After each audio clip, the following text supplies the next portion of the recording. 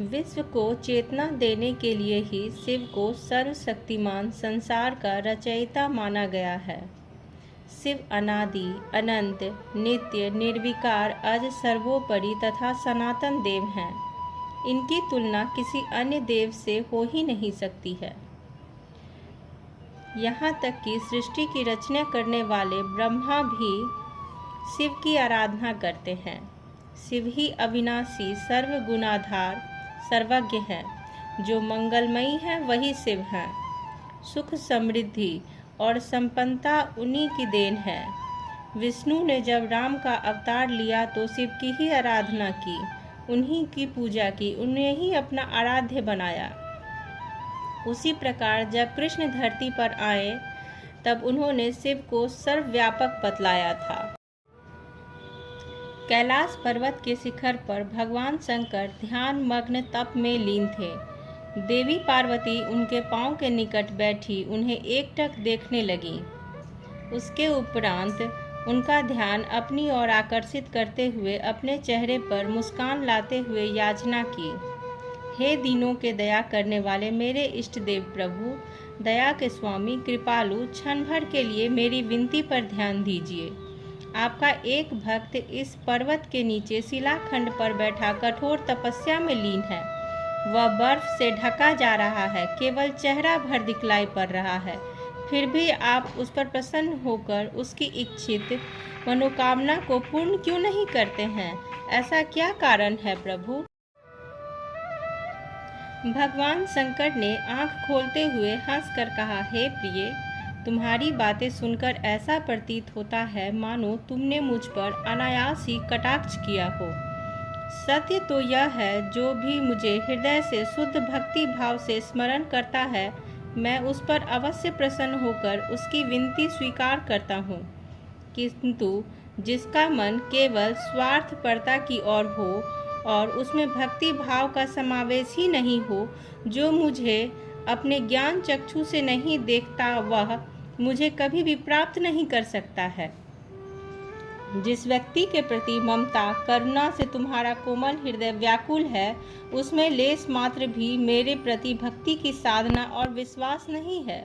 वह ऐसी निरर्थक धारणा बनाकर कोसने लग जाता है कि उसका इष्ट देव अर्थात मैं कितना कठोर हूँ कि उसकी आराधना पर ध्यान ही नहीं देता हूँ। वह सोचता है, आखिरकार मैं पत्थर का लिंग हूँ तो मेरे हृदय भी पत्थर के होंगे, इसलिए क्यों न मेरी आराधना छोड़कर किसी दूसरी देवी देवता की इच्छित भावना की कामना करे। इसी प्रकार वह सभी देवी देवता को हमेशा कोसता रहता है। जब उसके हृदय से यह दुर्भावना निकल जाएगी, उसमें सत्य भक्ति भावना का समावेश होगा, वह अपनी इच्छा को भूलकर मेरा स्मरण करेगा तो मैं उसकी सभी प्रकार की मनोकामनाओं को अवश्य पूरा करूंगा। इस पर देवी ने कहा, तो क्या वह भक्त थोड़ी देर में ही पूरे बर्फ से ढक जाएगा? फिर वह क्या जीवित रह पाएगा? प्रिय, उसके चारों ओर जो बर्फ जमी है वह मेरी माया है, जिसका उसके शरीर पर कोई प्रभाव नहीं पड़ेगा। वही बर्फ जब उसे पूर्णतया ढक लेगा तब उसे ज्ञान की प्राप्ति होगी। तब वह मुझ में आस्था रखकर मेरे रूप को देखेगा और अपनी इच्छित वस्तु प्राप्त कर लेगा। बर्फ गल जाएगी, वह मुक्त हो जाएगा, तुम्हें चिंता करने की आवश्यकता नहीं। इतना कहकर पुनः शंकर भगवान ध्यान मग्न हो गए। जगत सृष्टिकर्ता प्रभु शिव ही वही विनाशकारी शिव हैं जो अपनी बनाई सृष्टि का संहार भी कर देते हैं। संहार और सृष्टि प्रकृति का नियम है। जो सृष्टि करता है वही संहार करता भी है। यदि संहार नहीं होगा तो सृष्टि रुक जाएगी, फिर तो जन्म लेगा और मृत्यु का प्रश्न ही नहीं उठता है।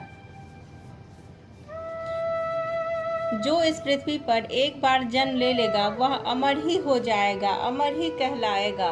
मृत्यु का तो भय किसी को रहेगा ही नहीं। वह पाप की ओर बढ़ता जाएगा, फिर उसका संहार कैसे होगा? यह सिर्फ संहार ही नहीं करेगा तो ब्रह्मा सृष्टि किसके लिए रचेंगे? इसलिए जीवन मरण का चक्र संसार में चलता रहेगा। शिव ही सत्य है, शिव ही सुंदर है, सभी देवता शिव के आश्रित हैं, शिव आराधना ही श्रेष्ठ है, शक्ति की शिव से इच्छा युक्त अभिशक्ति है। एक ही रुद्र है जो सभी को अपने अधिकार में रखते हैं, वही ईश्वर हैं, वही रुद्र सर्वशक्तिमान है। महादेव को प्रसन्न करने के लिए तो एक बिलपात ही काफ़ी है। धतूरा जैसे सामान्य पूजन सामग्री से वे प्रसन्न हो जाते हैं। उनका चरित्र बहुत ही परम है, उदार है, परमार्थ परायण और प्रमाणित रहते हैं। इसलिए ऐसे पूज्य इष्ट देव को देवता और दानव दोनों भी पूजते हैं। उसी कारण से वह महादेव सर्वशक्तिमान शिव हैं। शिव पुराण के अनुसार सृष्टि पूर्व जगत जलमय था, हर और अंधकार व्याप्त था। उस जल से जो तेज निकला वह परमेश्वर के ज्योतिर्लिंग के रूप में प्रकट हुआ। वही परमेश्वर परम शिव कहे गए। उस लिंग से ही एक महाशक्ति उत्पन्न हुई जिसे प्रकृति और महामाया का नाम दिया गया। उन दोनों से महाविष्णु की सृष्टि हुई और विष्णु के नाभि से महापद्म उत्पन्न हुए जिसके पंचमुख थे, वह ब्रह्मा कहलाए। उन्हीं के साथ कमल पर सरस्वती का जन्म हुआ। ब्रह्मा के चारों ओर जल में देखा तो ओंकार का जप किया, जिससे विष्णु ने उन्हें दर्शन दिया। ब्रह्मा ने पूछा, तुम कौन हो? विष्णु ने उत्तर दिया, मैं विष्णु हूँ, तुम ब्रह्मा हो, मेरी ही नाभि से उत्पन्न हुए हो, इसलिए तुम सृष्टि की रचना करो। ब्रह्मा ने अपने को विष्णु से बड़ा माना, इसलिए उन्होंने घमंड में आकर कहा, तुम मुझे उपदेश देने वाले कौन हो? भगवान विष्णु और भगवान ब्रह्मा की बातें सुनकर महादेव हंसने लगे और वे जलते हुए लिंग के रूप में ब्रह्मा और विष्णु के मध्य प्रत्यक्ष हुए। उन दोनों ने जब उस जलते हुए लिंग को देखा तो आश्चर्य से उस लिंग के बारे में पता लगाना चाहा, लेकिन उन्हें निराशा हुई। उन्होंने उस लिंग का न आदि जान पाया न ही छोर जान पाया। तब उस लिंग से एक ध्वनि निकली, हे ब्रह्मा, तुम सृष्टि की रचना करने हेतु विष्णु के नाभि से निकले हो। हे विष्णु, और तुम इस पृथ्वी पर जितनी भी रचनाएं होंगी उन सभी का पालन करोगे। तुम सृष्टि की रचना करो। इतना कहकर वह लिंग जल में लिप्त हो गया। ब्रह्मा के चारों ओर केवल जल ही जल था। उसी समय एक अंडाकार लिंग उनके पास तैरता हुआ पहुंचा। उसमें एक और सुराख था जिसमें से ओम शब्द की ध्वनि निकल रही थी। ब्रह्मा पता लगाने के लिए उस छेद के द्वारा अंदर प्रवेश कर गए। पुनः जब निकले तो उनके केवल 4 मुख थे। वह अंडाकार लिंग 2 भागों में विभक्त हो गया। एक नीचे का भाग पर पृथ्वी बनी और ऊपर के भाग पर गगन मंडल आकाश के रूप में बदल गया। फिर धीरे धीरे जल सूखता गया। फिर ब्रह्मा ने सृष्टि रचना शुरू कर दी। उसी समय महान तेज के साथ शिव प्रकट हुए। शिव ने बतलाया, मैं रुद्र हूँ, मैं शिव हूँ। तुम जो सृष्टि रचोगे उसका पोषण और संहार मैं ही करूँगा। मेरे प्रकाश से सबको जीवन मिलेगा। इस प्रकाश परमेश्वर शिव के रूप में उत्पन्न हुए। ब्रह्मा विष्णु ने शिव को ईश्वर माना। शिव का पार्षद भूत प्रेत ही है। एक बार जब पार्वती का शिव से विवाह न करने की चर्चा की गई तो पार्वती ने रुष्ट होकर समझाने वाले को अप्रिय माना। वहाँ पार्वती का शिव के प्रति अथाह प्रेम और मोह प्रकट करता है कि उन्हें शिव की निंदा सुनना पसंद नहीं। श्रद्धा रखने वाले भूतनाथ से शुद्ध प्रेम करने वाली पार्वती अपने इष्ट देव की बुराई कभी भी नहीं सुन सकती है। जहाँ जहाँ शिव की प्रतिमा का वर्णन आता है वहाँ वहाँ केवल शिवलिंग ही प्राप्त होता है। जैसे सौराष्ट्र में सोमनाथ, श्रीशैल में मल्लिकार्जुन, उज्जैन में महाकाल, ओंकार में अमलेश्वर, हिमालय में केदार, डाकिनी में भीमशंकर, काशी में विश्वनाथ, गौतमी तट पर त्रयंबक, चिताभूमि में वैद्यनाथ, दारुकवन में नागेश, सेतुबंध में रामेश्वर, हिमालय में घुसमेश, हरिद्वार के कनखल में दक्षेश्वर महादेव आदि। भगवान के समस्त लिंगों की संख्या बतला सकना असंभव है। संसार में उनका पूर्ण रूप से वर्णन नहीं किया जा सकता। समस्त भूमंडल लिंगमय शिवमय ही है। हर तीर्थ स्थान में शिवलिंग ही पर्याप्त है। भगवान शिव का लिंग पृथ्वी, स्वर्ग, पाताल सर्वत्र विद्यमान है और देव, असुर तथा मनुष्य द्वारा पूजित है। देवी पार्वती शिव की आराधना उपासना में लीन थी। भगवान शंकर ब्रह्मचारी ब्राह्मण रूप धारण कर उनकी परीक्षा लेने के लिए पहुँचे। वृद्ध ब्राह्मण का शरीर धारण कर अपने तेज के प्रकाश से प्रज्वलित तथा मन से प्रसन्न दंड तथा छत्र धारण कर पार्वती के निकट तपोवन में पहुँचे। पदचाप से पार्वती की तंद्रा भंग हुई। ध्यान टूटा। सम्मुख अद्भुत तेजस्वी रोमयुक्त अंगों वाले परम शांत रूपकारी युक्त उस ब्राह्मण का दर्शन किया। पार्वती ने ब्रह्मचर्य से युक्त वृद्ध तथा जटा एक कमंडल धारण किए हुए अत्यंत प्रतिपूर्वक अर्चना की और समुचित सत्कार किया।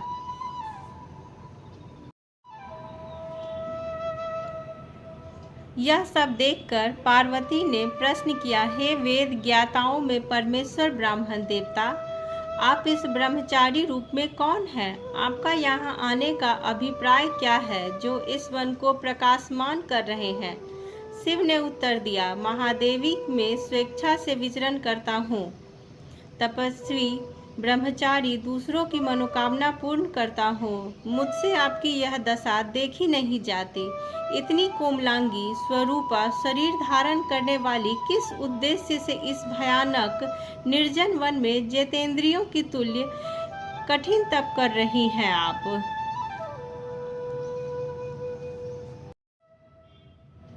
इस पर मुस्कुराते हुए देवी पार्वती ने उत्तर दिया, हे प्रभु, इस शरीर का जन्म गिरिराज हिमवान के घर में हुआ है।